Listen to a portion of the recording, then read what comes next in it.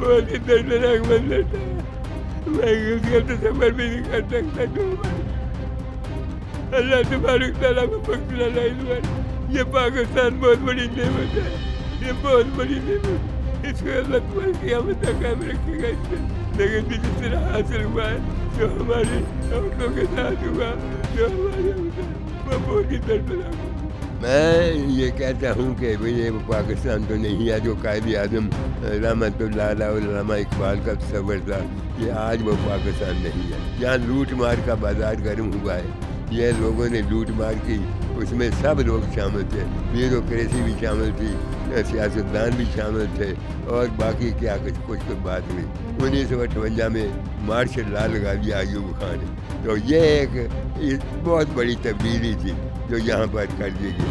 اب میں آج بھی جب یاد کرتا ہوں کہ مجھے اللہ نے یہ ساتھ بخشی کہ میں نے قائد اعظم کے ساتھ تقریباً 1.5-2 میل کا پیدل سفر, 1.5 میل کا سفر کیا ہے. ہمیں 35-36 ارب ڈالر باہر سے آ رہے ہیں.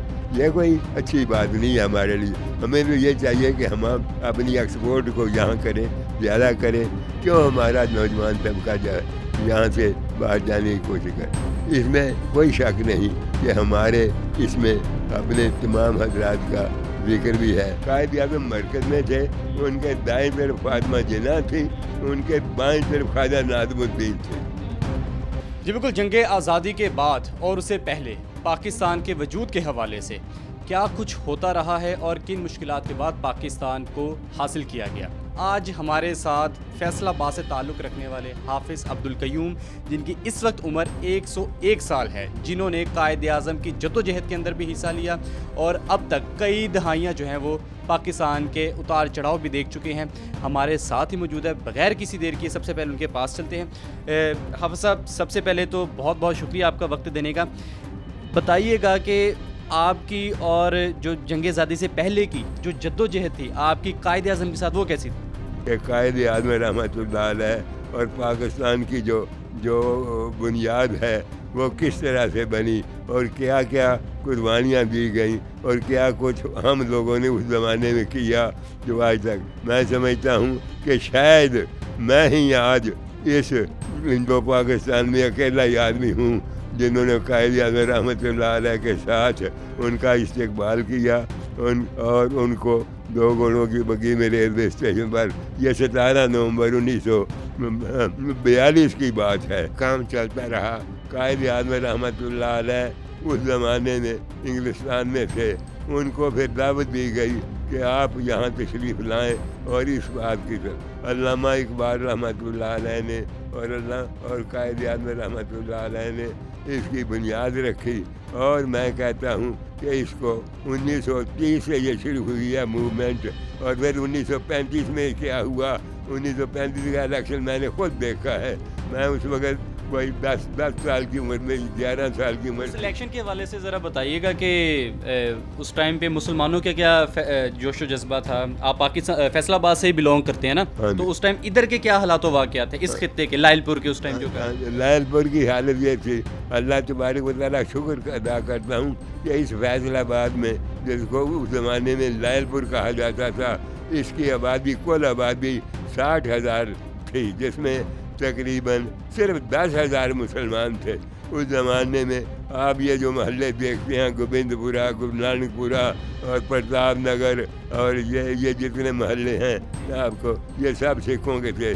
اور مسلمانوں کے صرف ایک محمد پورہ اور ایک یہ تارک آباد, یہ اس زمانے میں تھوڑے سے بن رہے تھے, ورنہ ان کے پاس کوئی چیز نہیں. ڈگرس پورہ اور ڈگرس پورہ میں آبادی بھی جو تھی وہ ہندوؤں کی زیادہ تھی, اور ان کے مکانات زیادہ تھے.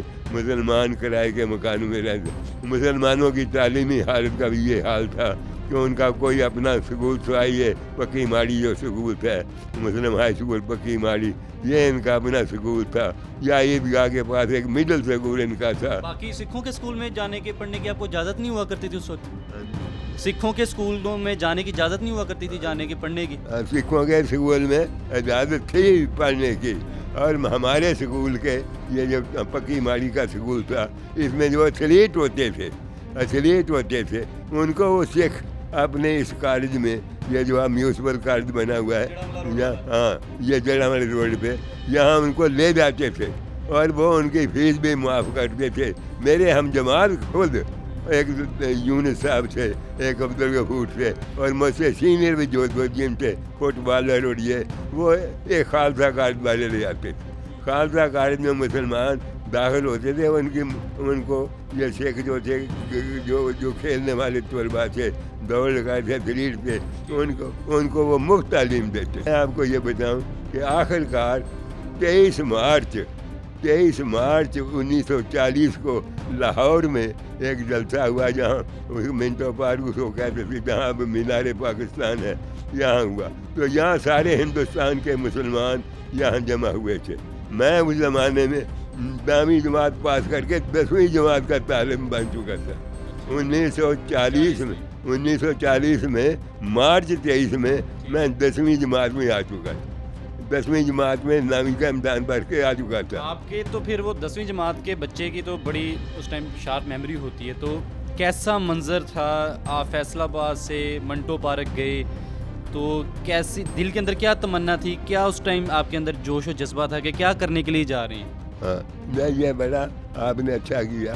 ہمارا اس وقت یہ حال تھا کہ جب یہ ریزولوشن پاس ہو گیا تو یہ ایک ایسے لگتا تھا جیسے مسلمانوں کو ایک جنون ہو گیا، ایک جنون کی حالت تھی.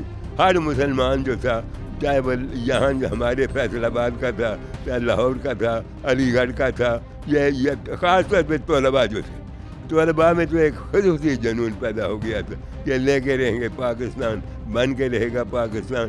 تو 1940 23 مارچ کو جب وہ ریزولوشن پیش ہوا ہے اور 24 کو وہ پاس ہو گیا، تو پھر اس زمانے کے بعد ایک موومنٹ بن گئی. ایک موومنٹ ایسی بنی کہ جلندھر میں، ہوشیارپور میں اور ساری جگہ یہ موومنٹ شروع ہو گئے اور جلسے شروع ہو گئے. قائد اعظم بھی جانے لگے اور مسلمان لیڈر بھی جانے لگے.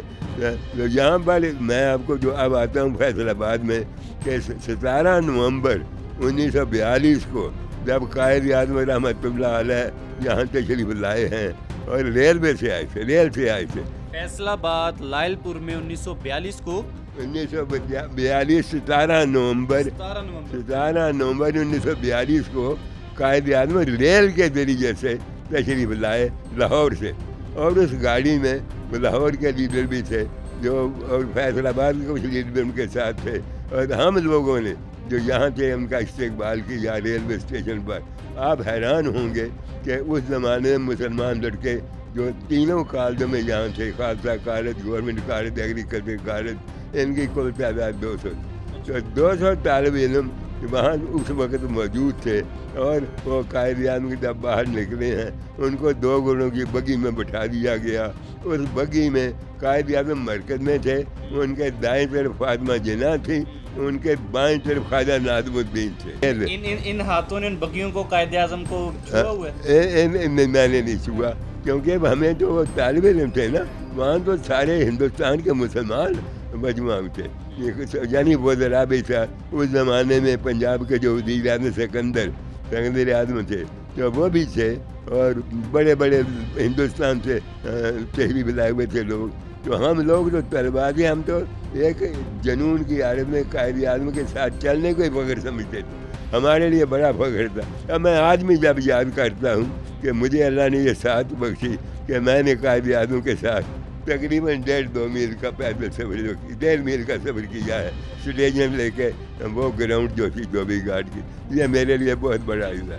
یہ انٹرویو جو کہ آج اثاثے کے طور پہ محفوظ ہو رہا ہے، یہ ایک شخص کی وجہ سے جو ہے وہ ممکن ہو پایا ہے. میرے ساتھ ہی موجود ہیں ڈاکٹر ساجد عظیمی صاحب، اور یہ ان کے شاگرد خاص بھی ہیں، ان کے بہت قریب بھی ہیں. تو ایسے واقعات جو بالخصوص انہوں نے ان کے ساتھ شیئر کیے ہیں، وہ بھی ان سے جانتے ہیں. سب سے پہلے تو آپ کا اگین دوبارہ شکریہ کہ آپ نے اتنی بڑی شخصیت کے ساتھ ملایا. کہ جب 1947 کو پاکستان بنا تھا، اور وہ جو ہے نا 13 اگست کی رات تھی اور 14 اگست کو پاکستان بن گیا، تو اس وقت آپ کے کیا احساسات تھے؟ بہت ہی پیارا سوال کیا گیا ہے، اور میں اس کو یوں دیکھ رہا ہوں کہ جیسے میں ابھی وہ ریڈیو پہ بیٹھا ہوا ہوں، ہاں، اور رات کے 12:01 ہوا تو لاہور ریلوے اسٹیشن سے ان وقت تو ریڈیو پاکستان ریڈیو ہی تھا نا,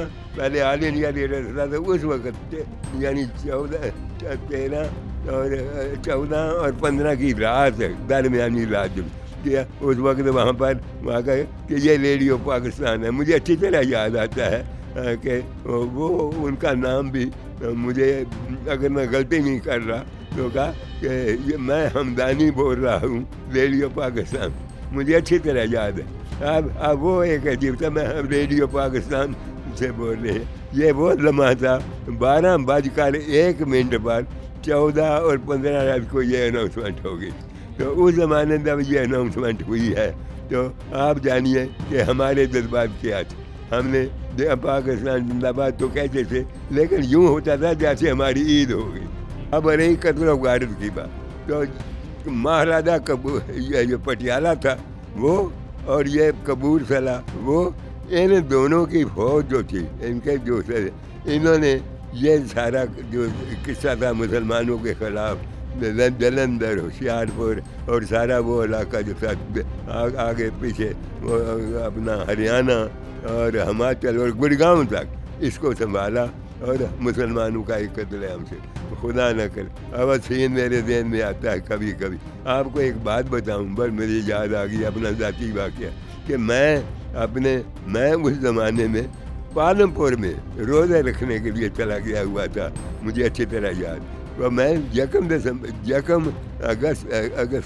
اگست کو وہاں سے پالمپور سے جو ہریانہ میں ہے وہاں سے واپس آیا تو ہمیں امرت پرسار سے راستہ بند تھا پاکستان آنے کا, یہاں لاہور میں آنے کا. ہمیں گاڑی میں بٹھا دیا گیا کہ تم نارووال کی طرف چلے جاؤ. تو ہم اس گاڑی میں پہنچ گئے, بڑی مشکل سے کہا کھڑکیاں بند کرنی ہیں, تو ہم نے بند رکھی. وہ زمانہ ہی کچھ اور, اللہ تبارک و تعالیٰ نے مجھے زندگی دینی تھی, وہ مجھ سے بچت کر کے ہم لوگ نارووال پہنچ گئے, اور نارووال پھر میں یہاں واپس آ گیا. تو میں آپ کو قتل عام وہ تھا جو میں نے اپنی آنکھوں سے دیکھا جب لاہور میں ہمیں اطلاع ملتی تھی. تو ہمارے کچھ لوگ وہاں بھی تھے, میرے اپنے چچا جو امرتسر میں تھے ان کی طرف سے ہمیں یہ اطلاع کوئی پتہ چلا کہ وہ وہاں سے امرتسر سے ہجرت کر کے لاہور میں آ گئے ہیں اور بہت برے حال میں ہیں, لیکن بچ کے آ گئے.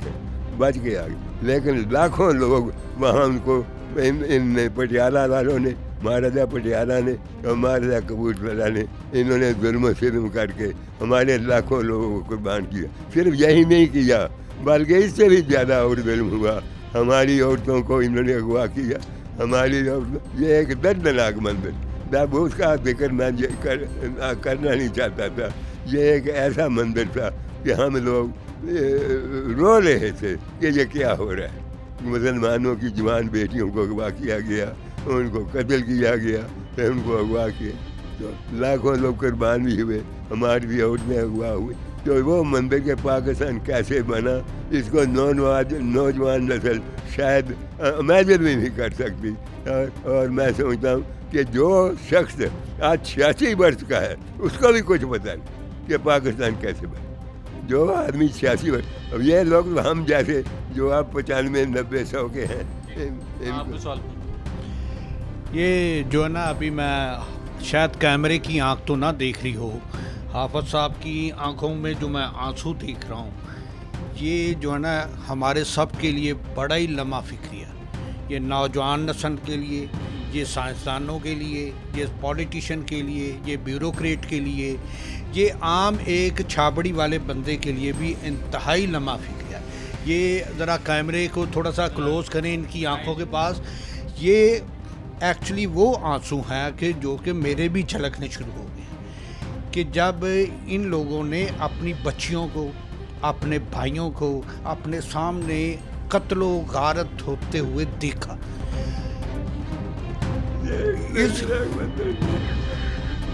بہت ہی دردناک منظر تھا, میں اس کا تصور بھی نہیں کر سکتا. اللہ تبارک تعالیٰ کو بخش اللہ.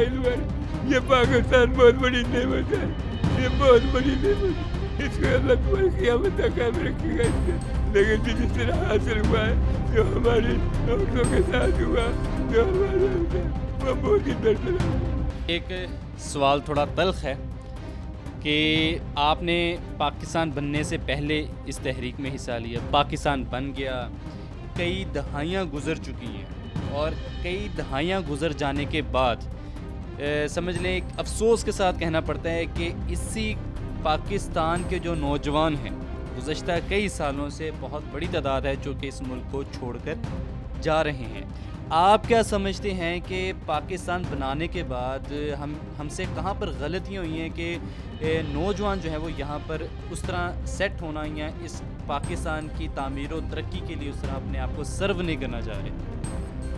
یہ واقعی آپ درست فرماتے ہیں کہ پاکستان بننے کے بعد حالات جو ہے ان میں ایک انقلاب آنا شروع ہو گیا تھا, اور یہ انقلاب اس وقت زیادہ ہوا جب 1952 میں آپ کو یہ بات کہوں 1953 میں جب مارشاء اللہ لگ گیا, اس اپنے بنگال میں بھی لگا اور یہاں پنجاب میں بھی لگا, اور اس زمانے میں یہ عجیب سلسلہ بن گیا تھا کہ سویلین حکومت کو کچھ جو اس کے خلاف تھے لوگ وہ ہو گئے تھے, اور اس میں ہماری آرمی کا حصہ بھی کچھ آ گیا تھا, اور آہستہ آہستہ یہ چلتا رہا, اور حتیٰ کہ 1961 سے جب آیا ہے بلکہ 1958 میں مارشل لا لگا دیا ایوب خان, تو یہ ایک بہت بڑی تبدیلی تھی جو یہاں پر کر دی گئی.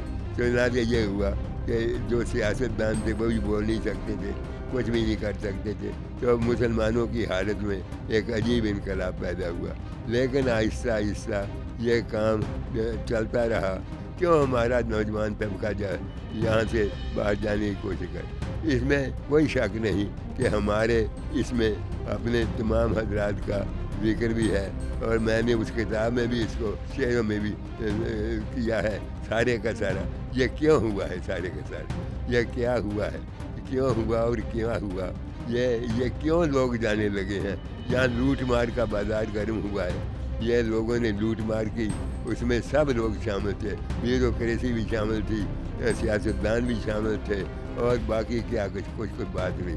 اپنی آنکھوں سے میں نے دیکھا ہے, یہ کوئی جھوٹ نہیں ہے. اس میں نے لکھا بھی ہے, بلیر ہو کے لکھا کہ جو قرضے لیے گئے جو کیسے ہوا, میں بالکل اس میں شرماتا نہیں ہوں, میں نے بالکل حقیقت لکھ دی. ذرا کھل کے بتائیے گا کہ کیا یہ وہی پاکستان ہے کہ جس کا خواب دیکھا گیا تھا؟ میں یہ کہتا ہوں کہ یہ وہ پاکستان تو نہیں ہے جو قائد اعظم رحمۃ اللہ علیہ اور علامہ اقبال کا تصور تھا. یہ آج وہ پاکستان نہیں ہے, لیکن میں اسے مایوس بھی نہیں ہوں. میں یہ مایوس نہیں ہوں. میں نے کبھی نوجوانوں کو مایوسی کا جن کے ساتھ میرا بات پڑا ہے, میں نے جب پروفیسر رہا اس زمانے میں بھی, اور اس کے بعد بھی میرا کانٹیکٹ کیا ہے ریڈیو پہ یا دوسری جگہوں پہ, تو میں نے یہی کہا ہے کہ یہ ہمارے لیے پاکستان جنت ہے, اس سے ہمیں مایوس نہیں ہونا چاہیے. ہمارا نوجوان جو ہے خدا کے فضل و کرم سے, اپنی ہمت سے, اپنے ٹیکنیکل نالج سے یہیں آج وہ جانے کی کوشش کر رہا ہے کہ ہم باہر جائیں. ان کے وسائل بھی ہیں, یہ زیادہ باہر ہیں, اور لوگ بھی یہی کہتے ہیں. اور آپ حیران ہو گئے کہ ہماری گورنمنٹ یہ کہہ رہی ہے کہ ہمیں 35-36 ارب ڈالر باہر سے آ رہے ہیں. یہ کوئی اچھی بات نہیں ہے ہمارے لیے. ہمیں تو یہ چاہیے کہ ہم اپنی ایکسپورٹ کو یہاں کریں, زیادہ کریں, اور ہمارے ذرائع اتنے حال ہیں, ہمارے یہاں معدنیات ہیں, ہمارے یہاں زراعت ہے, ہمارے یہاں سب کچھ کوئی کمی نہیں ہے. میں اس ملک کے نوجوانوں کو ہمیشہ یہ کہتا ہوں کہ تمہارے لیے جو پاکستان میں ہے وہ باہر نہیں ہے. میں نے ساری دنیا دیکھی ہے, میں نے کینیڈا, امریکہ, یورپ بہت کچھ دیکھا, لیکن میں آپ کو ایمانداری سے کہتا ہوں کہ جو یہاں سکون ملتا ہے آپ کو اس گھر میں, اس پاکستان میں, وہ باہر نہ امریکہ میں میسر ہے, نہ کینیڈا میں, نہ امریکہ, نہ یورپ میں, کسی جگہ میسر. یہ 14 اگست میں نے چند اشعار لکھے ہیں. یہ یوم جشن آزادی یہاں ہر سال ہے آتا, یہ قصے جنگ آزادی کے سب ہے دہراتا. یہ آزادی کی نعمت سے ہمارے دل کو بہلاتا, وطن اور قوم و ملت پر بھی ہے یہ نور برساتا، مبارک ہی مبارک ہو یہ یوم جشن آزادی، ہوئی تھی آج کے ہی دن ہماری خانہ آبادی، مجھے وہ واقعات ماضی سب ہی یاد آتے ہیں کہ عمدہ ہوا طوفان وہ اپنے ساتھ لاتے ہیں، میرے بابا اور قائد کی تقریریں سناتے ہیں، تخیل شاعر مشرق کا بھی وہ مجھ کو بتاتے ہیں، مجھے جنت سے اپنے قائد کی آواز آتی ہے کہ میری روح اس آواز سے تسکین پاتی ہے۔ اسی دن 14 اگست، اسی دن ہندو اور انگریز سے پایا تھا چھٹکارا، ہماری قوم کو یوں مل گیا خوشیوں کا گہوارہ، وہ پاکستان وہ پرچم کہ جس پر چاند اور تارا کہ رنگ آخر کو لے آئی ہماری قوم کی یارا، ہمارا نام دنیا بھر کی پھر اقوام میں آیا کہ پاکستان تھا اور رحمتوں کا قوم پر سایہ، اور پھر میں نے یہ دعا کی ہے، ارض پاکستان تجھ کو پیش کرتا ہوں سلام، ارض پاکستان تجھ کو پیش کرتا ہوں سلام، 14 اگست، ارض پاکستان تجھ کو پیش کرتا ہوں سلام، تو ہے تو پھر پرسگو میری نمازوں کا قیام، تو ہے تو پھر نعرے نمرود بھی مجھ پر حرام، تو میری آنکھوں کی جنت کیا بھلا اس میں کلام، تا قیامت ہو سلامت دنیا میں تیرا وجود، دم قدم سے تیرے ہی اسلام کی باقی نبود۔ جی بالکل، یہ بزرگ ہیں، یہ پاکستان کا حقیقی سرمایہ ہے، جن کی قربانیوں کی وجہ سے، جن کی جد و جہد کی وجہ سے آج ہم ایک آزاد فضا کے اندر، آزاد ماحول کے اندر، آزاد ریاست کے اندر جو ہے وہ سانس لے رہے ہیں، اپنے بیوی بچوں کے ساتھ جو ہے وہ ایک محفوظ چھت تلے بیٹھے ہوئے ہیں۔ دیگر ملکوں کی طرف دیکھیں جہاں پر آزادی جیسی نعمت نہیں ہے، یہ صرف اور صرف اگر ممکن ہوا ہے تو قائد اعظم محمد علی جناح، ان کی طرح کے لیڈران اور ان کے بعد جو ہے ایسے اس وقت کے جو نوجوان تھے ان کی وجہ سے ہوا ہے، تو کسی بھی طور پہ جو ہے ان کی خدمات کو جھٹلایا نہیں جا سکتے۔ پاکستان کا اثاثہ ہے تو ہم ان کو الوداع کہیں گے، اور الوداع ان کو جو ہے وہ سلوٹ مار کر کہیں گے۔